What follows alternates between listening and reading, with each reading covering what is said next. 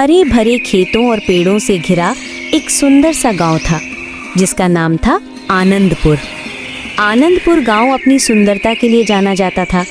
गांव से लगे हुए बगीचे और हरे भरे खेत गांव की सुंदरता बढ़ाते थे। गांव से लगकर एक नदी बहती थी जिसका नाम था सरिता। इस नदी से ही सारे बगीचों और खेतों को पानी मिलता था।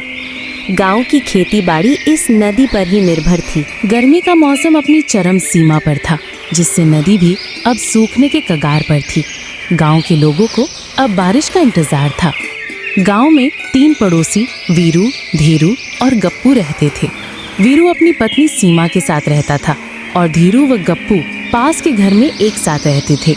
गर्मी से परेशान गांव के लोग वीरू, धीरू और गप्पू भोला की दुकान पर बैठे बातें कर रहे थे। अरे भाई, इस साल तो गर्मी ने बहुत परेशान कर दिया है। हाँ, ऐसी गर्मी में तो खेती करना भी मुश्किल हो जाता है। काम तो करना ही पड़ेगा, नहीं तो खाने को कुछ नहीं होगा। पानी की बहुत कमी हो गई है, अब तो बारिश ही एकमात्र आस है। वे सभी बारिश के बारे में सोचते हुए अपने घर लौट जाते हैं। अगले दिन तेज हवाएं चलने लगती हैं और आसमान में काले बादल छा जाते हैं।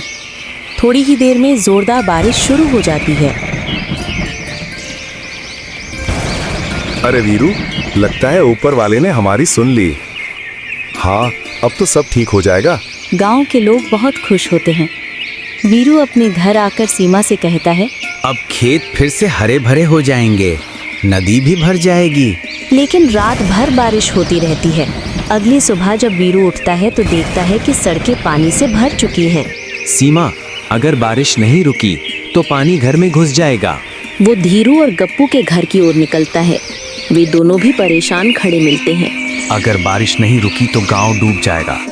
चलो खेतों की तरफ चलते हैं। तीनों खेतों की तरफ निकल पड़ते हैं और देखते हैं कि अभी फसल ठीक है, मगर तभी बारिश तूफान में बदल जाती है। अगर बांध टूट गया तो सब खत्म हो जाएगा। चलो नदी की तरफ। नदी उफान पर होती है। वे मिट्टी के कट्टों से बांध को बचाने की कोशिश करते हैं, लेकिन तूफान में बांध टूट जाता है। पानी गांव और खेतों में भर जाता है।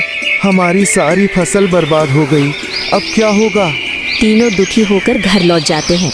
वीरू अपनी पत्नी सीमा से कहता है, जिस बारिश से हमें उम्मीद थी वही हमारे लिए आफत बन गई। सीमा जवाब देती है, कोई बात नहीं, जो हुआ वो हो गया, अब आगे सोचो। अगली सुबह वीरू, धीरू और गप्पू मिलते हैं और पैसे का इंतजाम करने मदन सेठ के पास जाते हैं।